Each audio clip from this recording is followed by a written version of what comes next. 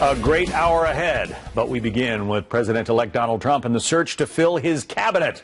Welcome to our second hour of Happening Now. I'm John Scott. Hi, everybody. I'm Jenna Lee. Mr. Trump has two positions left to fill, one being Secretary of Veterans Affairs, a department that has been under intense scrutiny, as you know. Now we're hearing some new names being thrown out there as well for what is going to be one of the toughest cabinet jobs. Peter Ducey is live in Palm Beach, Florida with more. Peter? Jenna, the meetings today here at Mar-a-Lago were focused on national security, and the first thing the president-elect did this morning was receive the presidential daily briefing, something there's been a lot of discussion about lately because he has suggested he thinks that briefing is repetitive, or at least it can be. Now, of course, the only reason that Mr. Trump is receiving the PDB is because he won the election more than a month ago, and this morning on social media, he took some time to remind Democrats how he did it. He wrote this first: campaigning to win the Electoral College is much more difficult and sophisticated than the popular vote. Hillary focused on the wrong states. Then he wrote, I would have done even better in the election, if that is possible, if the winner was based on popular vote, but would campaign differently. And finally, he posted this: I have not heard any of the pundits or commentators discussing the fact that I spent far less money on the win than Hillary on the loss. And Trump allies now are explaining why the president-elect keeps tweeting about campaigning. They're not going to get used to the idea because he is, from their standpoint, horrifying. He stands for free enterprise. He stands for private sector jobs. He stands for defending America. I mean, there are a whole number of things where if you're a real left-winger, you look at Trump and you think, oh, my God, he can't be the next president. They live in a delusional world. That's why they lost the election. Transition officials are also now indicating that a new front-runner for the Veterans Affairs Secretary position is Dr. Toby Cosgrove, who's presently in charge of the Cleveland Clinic. He was here at Mar-a-Lago yesterday for a long meeting with the president-elect and apparently left a very good impression on him. And we're told that right now the president-elect is spending his afternoon on the patio at Mar-a-Lago meeting with personal friends. Jenna? And why wouldn't you be on the patio, all things considered? Peter, thank you. Nice place to spend December. The Dow is closing once again at record highs, still flirting with that elusive 20,000 mark, 19,963 right now. What does it all mean for you and your retirement fund? Morgan Ortegas is national co-chair of Maverick PAC, the former financial intelligence analyst for the Treasury Department and a former State Department press officer. Adam Green is a Democratic strategist and co-founder of Progressive Change Campaign Committee. Adam, would the Dow be doing this well had Hillary won? I don't know, but it's pretty clear why it's doing so well. And that's because Republicans in Congress, the Republican establishment, the Republican elite, is saber-rattling and sending signals that they're going to do exactly what President-elect Trump campaigned against, which is privatize Social Security and cut Medicare. You know, who benefits when Social Security is privatized? Wall Street. So let's be clear about this. Wall Street stocks going up is not synonymous with the economy being good. It's really the essence of Wall Street bankers, greedy Wall Street bankers, being at odds with the American people, including the people that voted for Donald Trump. This represents betrayal of Trump's voters. But wait a minute. One of the stocks, Morgan, that is fueling this rise in the Dow is Home Depot. I mean, you can't get any more, America's backyard than Home Depot. Well, and the majority of Americans are invested and have retirement plans in the stock market, so I don't really see the correlation to what your guest just said. I would say, listen, it's complicated why the stock market is rallying, but I think clearly business owners and owners of stock realize that there's going to be a few things that's going to happen in the new Trump economy. There's going to be lower personal and corporate taxes. There's going to be less regulation. That's what we've talked about. But there's a few other things that I think are also on the horizon. I think you're going to see a massive infrastructure spending bill, which, of course, the Republicans need to find a way to pay for. But a lot of business is excited about that. And you also see, remember what the Fed is doing as well. With interest rates rising, that's good for bank stocks. That's another reason why we're seeing it rally. So I think every American should cheer our stock market doing well, because that helps all of our retirement plans. Yeah, Adam, the idea of an infrastructure package, that's something that most Democrats are on board with, right? If it's a good infrastructure package, Democrats have been talking about that for years. There's a bad version that is just basically corporate giveaways, cutting taxes for big corporations and calling it jobs. But let's, again, be clear about why the stock market is up. The number one reason is glee at the prospect of Republican elites cutting and privatizing Social Security, which directly pads the pockets of Wall Street. And the second reason is the idea that Republicans and possibly the Trump White House, with the Goldman Sachs bankers he's appointed, will deregulate Wall Street. That is the equivalent of a sugar high for Wall Street. They'll save costs in the short term for compliance and stuff like that, but in the long term, that gets us exactly where we were in 2007, 2008. Irresponsible people defrauding the American public, foreclosing on their homes, and the economy collapsing. That's not good. So again, this is Wall Street bankers. This is not synonymous with the American economy. And overall, this represents the betrayal of Trump voters because these Republicans are siding with big corporations over everyday working families. Morgan, is there something for everyday working families in this stock market rally? Well, as I said earlier, the majority of Americans are invested in the stock market, especially in their retirement plans, so it's good for everyone around. It's interesting for me to hear the biggest retirement plan is Social Security, and that would be privatized. Elizabeth Warren. Well, excuse me, the Elizabeth Warren, Bernie Sanders wing of the party is clearly what your guest, the talking points that he's representing. And I hope they continue to do that because the American people have roundly rejected it. American business have rejected it. American business has faced uncertainty. Hold on. American business has faced uncertainty for the past 8 years, and that's why corporations have been holding back on cash. That's why we've seen problems in full employment. And so we will see over the past 8 years, we've had a government who's been very hostile to business. Now we have a new set of 4 years where we have people that are focused on business and are focused on investing in the U.S. economy. So do you really think that people went to the polls on Election Day and voted for more Wall Street bankers in government and less Wall Street regulation? Do you think that's the mandate of the Trump presidency? I kind of don't know what you're talking about. I think that the stock market is up because... Hold on, getting rid of regulations. Let her answer the question. Right, exactly. And so I think every business, I don't know how much time you spent in business, probably none by what you're saying, but I think every business owner and every person who's spent time dealing with regulation is cheering on an environment where business is incentivized to do better. This helps not only the corporation or the small business, this helps the average worker. They can make more money, they can succeed, and they can invest more in their retirement plans. And let's all remember that when we first got word that Donald Trump had been elected, the stock market tanked momentarily. So it's true. It's worth noting that. Morgan Ortagus, Adam Green, good discussion. Thank you both. Thanks. Thank you. Well, President Obama is in the middle of a 17-day vacation in Hawaii, but his vacation can easily be described as a working vacation. Fox News has learned Mr. Obama wants to transfer up to 22 more Guantanamo Bay prisoners. He's previously vowed to close Gitmo. He's also using executive powers to ban offshore drilling in some parts of the United States and the waters, of course, around us. White House correspondent Kevin Corke is in Hawaii. He's traveling with the president and has more on all of this. Kevin? Hey, Jenna, you're right. I mean, the president is obviously trying to burnish his legacy on his way out the door and perhaps in the process leaving the congressional lawmakers on Capitol Hill with a pretty lengthy cleanup to-do list once he is gone. Now, you pointed out a number of the things that we've been hearing the president do here in the last remaining days of his time in office. Among them, he will continue to try to empty the prison at Guantanamo Bay, Cuba. Nearly 24 detainees have been approved for transfer, and that could reduce the number of prisoners at that facility to fewer than 40 by the time he leaves office. But many GOP leaders on the Hill want that prison open, at least for now. I think what his goal is to have the number so low that, in fact, he tries to get Congress in the future to say, boy, we're spending all this money for just a few folks, and that's his way of de facto shutting it down. There's no amount of money we can spend that's too much to save American people.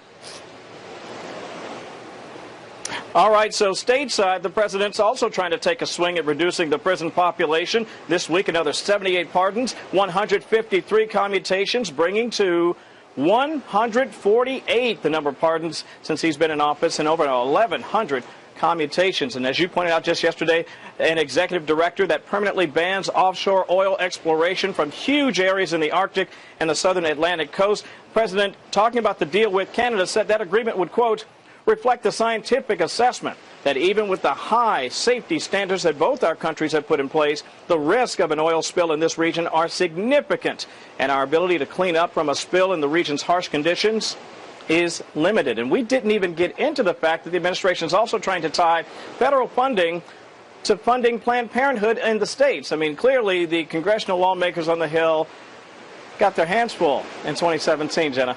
Certainly a lot to look forward to. Kevin, thank you. Now Now, this Fox News alert. German authorities have confirmed the identity of the suspect in the deadly attack on the Christmas market in Berlin. They're now offering a $100,000 reward for his arrest. 24-year-old Anis Amri is considered armed and dangerous. The Tunisian man has at least 6 aliases and was on a police watch list. His asylum request was rejected in July. He was supposed to be deported earlier this year. Well, a controversial law may soon be history, with the North Carolina legislature holding special session today on the so-called bathroom bill, which limits LGBT rights. Both the incoming and outgoing governor support a repeal. Will it happen, though? We're live with that story. Plus, a plane crashes minutes after takeoff when investigators have learned so far about this deadly accident. Cargo plane crashes on takeoff in eastern Colombia. That Boeing 727 seen tilting to one side and veering off the runway right before or right as it was trying to lift off. The flight, operated by a Colombian carrier, was headed to Bogota. The crash killed 5 crew members, but a flight technician did survive and is now in the hospital with unspecified injuries. We're awaiting new action on a controversial law in North Carolina that has gotten national attention. It's known as the bathroom bill. Both the incoming and outgoing governor now support its repeal, but it's in the hands of the state government in North Carolina. John Roberts is following all the developments from our Atlanta bureau. John? Jenna, good afternoon to you. Waiting to see how this is going to go. The House and Senate gavelled into session a little after 10 o'clock this morning, then promptly recessed until 1 o'clock. They're still not back yet, so we've yet to hear what's going to happen. But here's the background on all of this. Back in February, the Charlotte City Council passed an ordinance that would allow people to use whichever bathroom they would like. That prompted the legislature then in March to pass HB 2, which would stipulate that you could only use the bathroom of the gender that you identify with on your birth certificate, which then prompted a whole series of boycotts by people like the NCAA, the ACC, PayPal decided it wasn't going to open an office. That cost 400 jobs for the state of North Carolina. Bruce Springsteen and other performers canceled their concerts there. It was having a bad economic effect on the Tar Heel state. So Governor McCrory, a Republican, offered the city council a couple of times, once in May and again in September, we'll repeal HB 2 if you repeal the ordinance. But the mayor, Jennifer Roberts, said, nope, we don't want to do that. Then lo and behold, after the November 8th election, a Democrat was elected governor, beating Pat McCrory in part on this issue. And suddenly the city council said, you know what? We'll take that deal. We'll repeal our ordinance if you repeal HB 2. Here's what Governor McCrory said about that yesterday. Listen. The sudden reversal with little notice after the gubernatorial election has ended sadly proves this entire issue, originated by the political left, was all about politics at the expense of Charlotte and the entire state of North Carolina. Now, even though Governor McCrory did agree to hold this special session to repeal HB 2, there was some resistance from a lot of GOP members of the state government. The Lieutenant Governor, Dan Forrest, said in a statement just a short time ago, quote, I support HB 2 and do not favor its repeal. If HB 2 is repealed, there will be nothing on the books to prevent another city or county to take us down this path again. So this kind of lays out for us, Jenna, the arguments that we may hear if the legislature ever comes back into session for repealing HB 2 and against repealing HB 2. I think there are a lot of Republicans who want to leave this in place as a marker so that nobody tries to do what the city of Charlotte did before. Now, Charlotte's repeal is dependent on the repeal of HB 2, so we may end up at the end of today exactly where we began the day. Jenna? Interesting. John, thank you. Thanks. Talk about the Grinch stealing Christmas. A carjacker caught on camera stealing a FedEx van, and its driver goes along for this dangerous ride. Plus, Michigan's Attorney General filing more criminal charges linked to the investigation of Flint's water crisis. There are some people out there right now who know that they've done wrong, and they know we're coming after them. They're not going to have a very Merry Christmas. Right now, police in Glendale, Arizona say they've found an entire FedEx van that was carjacked. Check out the surveillance video. The driver hanging off the truck when someone suddenly hops in and speeds away. He then desperately holds on for his life. The van was recovered soon after. A FedEx spokeswoman says she's grateful their driver and nobody else was hurt. A case stemming from Flint, Michigan's water crisis is now reaching top leadership. 2 emergency managers appointed to the state to marshal the city through its financial troubles are charged now with felonies.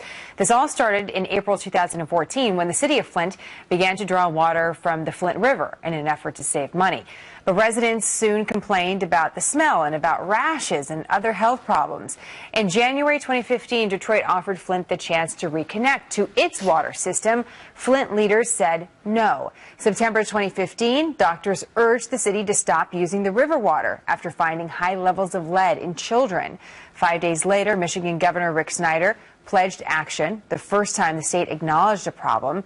January of this year, Governor Snyder declared a state of emergency, and the National Guard started handing out water and filters. This month, researchers report improvement, but residents are continuing to use those filters. And yesterday, Michigan's Attorney General said he's going to file criminal charges against those emergency managers, saying they put cost savings ahead of public health. The tragedy that we know as the Flint water crisis did not occur by accident. No. Flint was a casualty of arrogance, disdain, and a failure of management, an absence of accountability, shirking responsibility. We will proceed. We will proceed to deliver justice and hold those accountable who broke the law. Period. A legal panel, Yodit Tawaldi, former prosecutor and criminal defense attorney, Carrie A. Szilagyi, former Bronx assistant DA, criminal defense attorney, and member of the Nassau County, New York legislature. It's great to have you both. Felony, though, Yodit, what do you need to charge somebody with a felony? Well, intent. And here, the most critical charge that these 2 emergency managers are facing is the false pretenses, and that is the mischaracterization of a fact in order to acquire money or property. So was their intent to acquire money? According to what we know, these 2 emergency managers obtained some sort of bond with the understanding that we were going to use this money for a cleanup, when really they were using that money to support this new pipeline. Intent. We also understand that this investigation has been going for quite some time, and they've been charging lower level officials. And I do believe that some of these individuals are cooperating with the investigation and officials, and they may be providing some information to support these charges. So, Carrie, when our viewers here, well, they were trying to save money. I mean, if the original intent was we're trying to save money, so we're going to think about a different water source, that doesn't sound like something criminal. So where does it become criminal when it goes from trying to save money to trying to do something that's misleading in a way? There's an expression, you buy cheap, you buy twice. Perhaps they were trying to make the best decision under tight financial considerations. However, to say that they intended to poison the water system is something else. It could be simply a difference of opinion how to address moving water, whether it was a pipeline or a pond. Perhaps that could be an adequate defense here. But to actually say that they had the intent to poison is such a very high level of a mens rea that is very difficult to prove in a court of law. That's what I'm curious about, Yodit. What about, I mean, if it showed that they had something that said they didn't care that people were getting poisoned and that they were saving money, is that what a prosecutor needs to show that they're guilty of these charges? Let's look at the circumstantial evidence, okay? We also don't know, again, what these lower officials who are also charged are saying and how they're cooperating with the investigation. But when you continue to make decisions, when you know that this water is full of lead, you had one of the emergency managers overrule a vote of 7-1 by city council members saying that they wanted to stop using the river water and continue, or at least reconnect with the Detroit water source.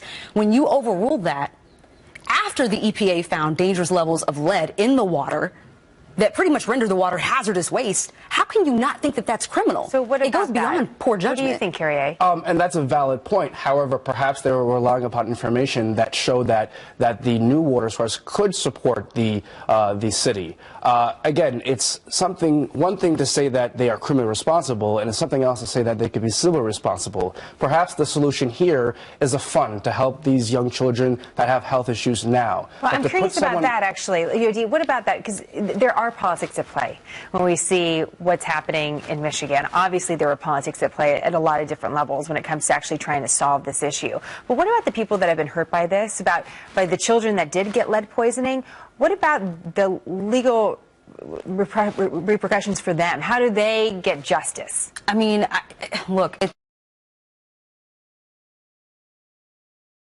these kids are now going to have to deal with. So, yes, they're going to go to civil court, okay, and try to get some sort of financial award. But what can that really do for someone who's going to have to deal with lifelong? Once you have lead in your system, there's no getting rid of it. But what could someone being held in prison do for these health issues? Accountability, because it goes beyond poor judgment. When you keep making decisions, when you know there's these studies are the low-level and testing. players. Perhaps other higher-level players in the government are responsible, and these people were just following orders. Perhaps someone else is responsible. And I believe that that's what they're doing right now. They're going for the bottom of the totem pole, and they're moving their way up. And the governor needs to be held accountable, and he needs to be charged at the end of the day. That's going to be interesting. How far up does it go? And we'd love to have you both back to talk a little bit more about it. It's a fascinating case. And we should mention Flint water, again, still not approved to be just to get it out of the we need water, justice. Out of the tap. You actually have to still filter it. So it's something we're going to continue to watch in the new year. Yadit Carrier, great to have you. Thank you. Thank you. John? Fox News Alert, we take you now to Los Angeles, where Robert Durst has just been wheeled into court for a hearing. He's the New York real estate heir charged with murdering his friend Susan Berman there in Los Angeles. Prosecutors say that she knew that he had killed his first wife, Kathleen Durst, in New York. Her body has never been found. He was the subject of the HBO documentary The Jinx, and that played a role, obviously, in where he finds himself today. We're going to keep you updated on all of the legal comings and goings in the Robert Durst case. Well, more troops will be withdrawn from Afghanistan in the coming weeks, but there are questions about the timing as new video emerges of an American family being held hostage there. We have more details on all of that news coming up. Now, this Fox News Alert, we're learning new information on the suspect in that deadly attack on a Christmas market in Berlin. Police say 24-year-old Anis Amri has been under surveillance, covert surveillance, for several months this year. He is considered armed and dangerous. Authorities are offering a €100,000 euro reward for his arrest. He's Tunisian. He has at least 6 aliases, and he was also on a police watch list. His asylum request was rejected in July of this year. He was supposed to be deported. That did not happen, and here we are. More on the story as we get it. The U.S. military plans to withdraw more than 1,000 troops from Afghanistan in the coming weeks. But as those troops pull back, the Taliban is pushing in to fill the void, gaining ground and getting stronger, while 5 Americans remain hostage, including 2 small children. Fox News Pentagon producer Lucas Tomlinson joins us live with more. Lucas. John, many people don't realize that 12 Americans have been killed in Afghanistan since early October, and 5 Americans are currently being held hostage. This as the U.S. military is preparing to take out 1,000 troops from Afghanistan. In early December, there were 9,800 U.S. troops on the ground. Today, that number is roughly 8,400, or it will be by January 1st. Acting on the president's order over the summer. This as the violence in Afghanistan continues. A month ago, John, a Taliban informant breached the largest American base in Afghanistan, killing 5 Americans and wounding roughly a dozen. Many badly wounded are still here recovering at Walter Reed Hospital inside the Beltway. Complicating matters, the top general in Afghanistan says the Taliban are now getting help from the Russians. This public legitimacy that Russia lends to the Taliban is not based on fact, but it is used as a way to essentially undermine the Afghan government and the NATO effort and bolster the belligerents. John, General Nicholson says he has forces over the horizon to launch if needed. Now, this comes after the release of a new video this week showing American Caitlin Coleman, her Canadian husband, and 2 small children, both born in captivity. They've been held captive by the Haqqani network for the last 4 years. They were kidnapped while hiking in Afghanistan, in Wardak province. Caitlin was pregnant at the time, and the Haqqani network, U.S. officials say, is the most sophisticated terrorist group in Afghanistan and Pakistan. And in the video, John, Caitlin Coleman was seen pleading to President Obama, quote, "Don't become the next Jimmy Carter." The Haqqanis are also holding an American professor as well as a man from Massachusetts, John. Lucas Tomlinson. So many people would like to forget about what's going on in Afghanistan, but the war there continues. Thanks. Yeah. Well, this just in, as we mentioned to you, a court hearing for the real estate heir Robert Durst getting underway. Durst arriving at a Los Angeles courthouse earlier. You might remember him from the hit HBO series The Jinx. Durst is accused of murdering his friend Susan Berman back in 2000. He denies those allegations. And Jonathan has live from Los Angeles Airport Branch Courthouse with more for us. Jonathan? Jenna, this is just the latest chapter in what is likely to be one of the most watched trials of 2017. Robert Durst in court today in a wheelchair because of a series of health issues he's been suffering. He is charged here in LA, as he said, with the murder of his longtime friend Susan Berman. Back in 2000, LA prosecutors alleged that he killed Berman because he believed she was about to tell authorities what she knew about the still unsolved disappearance of Durst's first wife, Kathleen McCormack Durst. Now, Durst has always denied having anything to do with either the murder of Berman or the disappearance of his first wife, but at the end of the HBO documentary Jinx, he was caught off camera but on mic saying this. Listen. What the hell are you doing? Kill them all. Of course. At his first court appearance here in LA last month, he once again claimed that he was not guilty of Berman's murder. Listen again. I do want to say here and now, though, I am not guilty. I did not kill Susan Berman. Now, one of the evidentiary questions being discussed today is an interview carried out by LA prosecutors when Durst was first charged back in 2015. In that interview, he appeared to be willing to discuss a plea deal, telling the prosecutor, John Lewin, quote, "I'm not going to say to you, John, this is it, without my lawyer agreeing." But then he added, "I'm very willing to talk to you." Durst also said in that same interview, Jenna, that because of his health issues, he has been told he has a life expectancy of 5 years. His life has been extraordinary. It has been shocking. His murder trial is likely to be both of those things throughout 2017, and we will bring every bit of it to you as it happens. Jenna? We look forward to learning the truth. Jonathan, thank you. Yeah.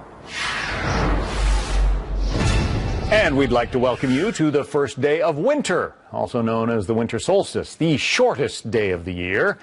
And this year is going to be special. There also will be a lunar eclipse, meaning it's going to be one of the longest, darkest nights in recorded history. Get out the blankets. There will only be about 9 hours of sunlight in most of the United States, meaning 14 hours of darkness. The day has 6 hours less light than you normally get during the summer solstice. But just because it's the shortest day doesn't mean it's necessarily the coldest. Chief Meteorologist Rick Reichmuth has his finger in the wind. He's standing by in the Fox Weather Center. Rick? I'm depressed, John. Yeah. After all those statistics of darkness. Here's the bright side to this. The days get longer. We get more and more light every day from now on out, and that's how I always like to think of this day at the beginning of winter. Here you go. Began at 5:44 a.m. Eastern time this morning, 2:44 Western time, or Pacific time. This basically just means that the northern hemisphere is tilted away from the sun, and that's why we have this shortest day. However, meteorological winter, where the majority of winter-type weather happens in December, January, February. We meteorologically factor our seasons from the 1st to the 1st. So we're already a couple weeks in, and if you've been anywhere in the U.S., you have known that winter has been solidly kind of holding on over the last couple of weeks with the cold, but it's gone. 38 now in Rapid City, 38 in Minneapolis, and it has been so cold we are almost 60 degrees. Actually, we are 60 degrees warmer than we were last week around Minneapolis. And all of the southern states in towards the east, we're much warmer than we were yesterday at this time. That's good. And NOAA has released their outlook for January through March. So the remainder of kind of these winter months. And take a look at this. All of the south into the mid-Atlantic and in towards the northeast, a better than average chance of above average temperatures. So maybe that cold that we've had is going to be kind of out of here. The northern tier, that's where we might see a little bit colder temperatures. That cold air that's been bottled up in Canada making its way down across parts of the northern tier here. Precipitation wise, above average across the north as well and below average across the south. Anyway, John, hopefully those last couple of weeks where it's been so cold maybe are behind us now for the remainder of winter. Let's hope. Yeah, correct me. sounds good. Thank you. You bet. Some new information now on a story we brought you in our first hour, the story of Bubby Contreras. He's the little Texas boy who warms the hearts of just about everyone he meets. His parents, Shannon and Robert, tried to conceive a child for 16 years, then adopted Bubby. And on the day his adoption was finalized, they learned he has intractable epilepsy and cerebral palsy, among other things. Well, his friends set up a GoFundMe page. The money goes straight into an irrevocable trust for Bubby's care and the special needs that he has. And I'll tell you what, Fox viewers are coming through in a big way. $166,000 raised since we broadcast that story 2 hours ago. Most of them, $5, $10, $20 donations. You have really opened your hearts to this little boy. His family very much thanks you, and we hope to be talking to them very soon. We'll look forward to that. And just to recap, if you maybe missed it, there are some needs that the family has, and they're in this I don't want to say little, they're in this quandary about how to get the money and how to work, and maybe you can explain that a little bit more as well. His dad quit his job. He had a great job as an electrician, but he quit his job to stay home and take care of the family, and then they moved to Houston so they could be closer to better medical care.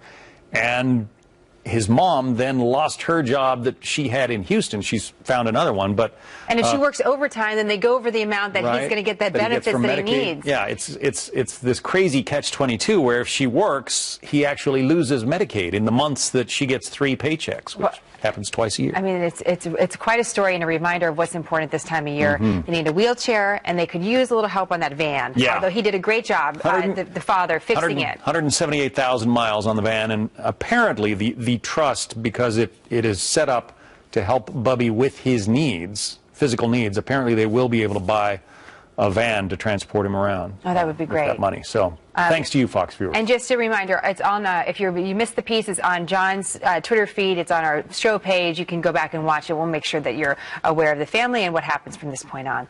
In the meantime, a YouTube prankster, as some are calling him, or YouTube star, as others are calling him, claims he was kicked off an airplane, not for what he said, but the way he said it.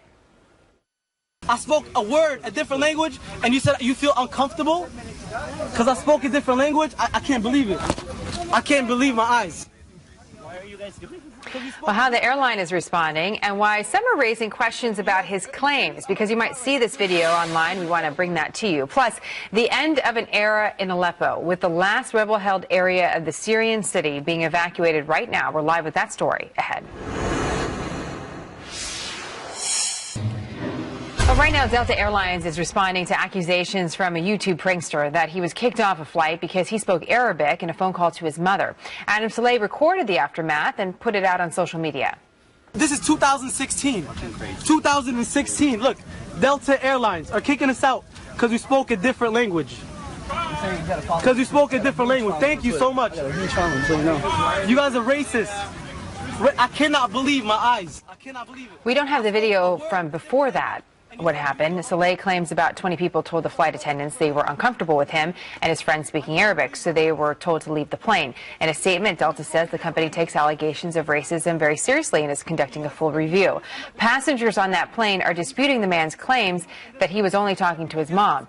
And there's speculation this may have been some kind of a publicity stunt. Because you saw the video, you probably will see the video online. We just want to bring you multiple sides of the story. Publicity stunt, maybe. Reports now out of Syria that rebel evacuations just resumed from the city of Aleppo. This is the Syrian government gave the okay for the United Nations to send monitors into that war-torn city. John Huddy is following the story from our Mideast Bureau in Jerusalem. John. Yeah, and John, those UN monitors are on the ground to ensure that atrocities don't happen, that the people, the thousands of people streaming out of eastern Aleppo are provided safe passage, food, water, shelter, and of course, medical aid. Some 3,000 people, John, were stuck overnight waiting for the convoy of about 60 buses to leave. Well, today, as we've been seeing, people have been packing onto those buses, many carrying anything and everything that they can possibly manage to take. The ICRC, International Committee for the Red Cross, said that Tuesday 25,000 people had been evacuated from the city since last week. Well, that number, we're told, may be over 3,000 at this point. That's unconfirmed. We're waiting for more information. But as we've seen, the evacuation process has really been slow going, stopping and then restarting. The hope is that it will be finished by the end of the week, and it's really imperative for that to happen at this point because winter weather is moving in, as we've seen along the Turkish-Syrian border, with snow already falling and temperatures dropping below freezing. That said, Russian, Turkish, and Iranian officials continue to meet, discussing peace talks or going over peace talks to end Syria's long-running civil war. These talks, John, excluding the United States. Back to you. All right, John Huddy from our Mideast Bureau. Thank you. Well, you're flying home for the holidays. You might get a little sticker shock. More airlines are finding new places to tack on revenue, also known as fees. A closer look at what the carriers are raking in. And this, a young student gets a lesson in life and fashion on the side of the road, a lesson he can wear proudly for the rest of his life. After I get a tie tied and have a presentation and thought my buddy was home, but he's not, and I'm running behind.